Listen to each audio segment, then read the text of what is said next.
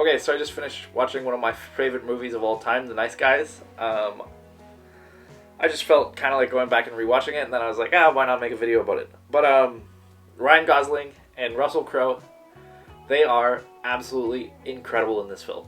Probably one of my favorite duos of all time. It works so well. The banter that they have back and forth in this movie is incredible. It's so funny.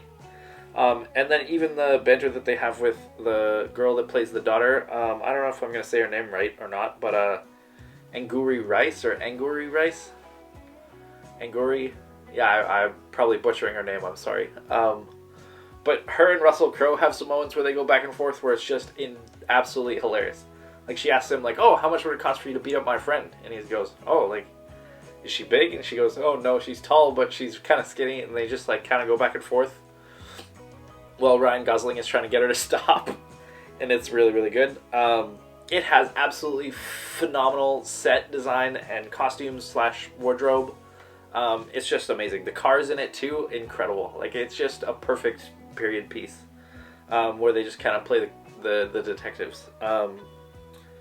The intros that they do for the characters, too, I think set them both up really, really well. The intro for Russell Crowe is super baller. It basically just opens with narration for both of them, and I think it works really, really well.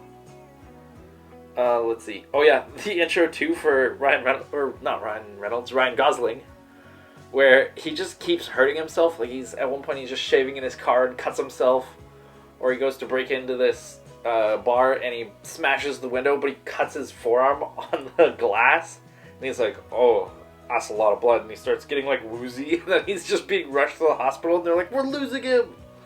I thought that was really, really good.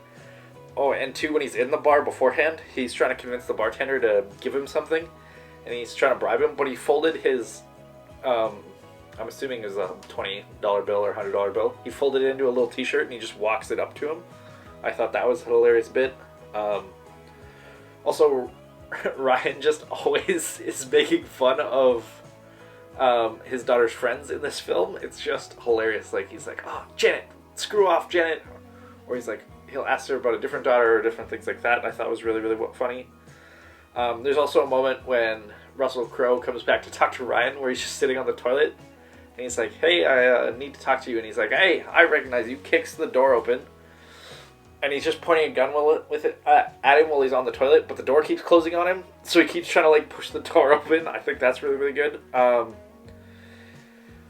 There's a kind of 2-joke gag or 3-joke gag where he tells his daughter to stop saying "and stuff," where she goes, "Oh, Dad, there's whores here and stuff," and he goes, "Don't say that. Just say there's whores here." It's kind of a really funny joke. Also, Ryan's character just gets drunk all the time. There's a moment where he's standing there. I think it's a meme. But the bartender goes like, oh, like, what'll I get you? And he goes, oh, no, nothing for me. He's like, free drinks, what do you want? And he looks over at him. What else do I have here? Oh, yeah. Ryan's acting in a moment, just in general, his acting in this is hilarious. His slapstick comedy, he falls over so many times. I know not all of it is him. A lot of it also has to do with the stunt actors, and I think they just absolutely nail the character of Ryan Gosling and all the stunts. There is also a moment where they're going up an elevator to see check on something, and then they just kind of hear something. They both look out. They see a guy kind of dying, and then they look the other way, and they see a guy get shot, and then they both just collectively go back into the elevator. I thought that was really, really funny. But it's just one of those, like, super underrated movies. I don't think it did super well critically.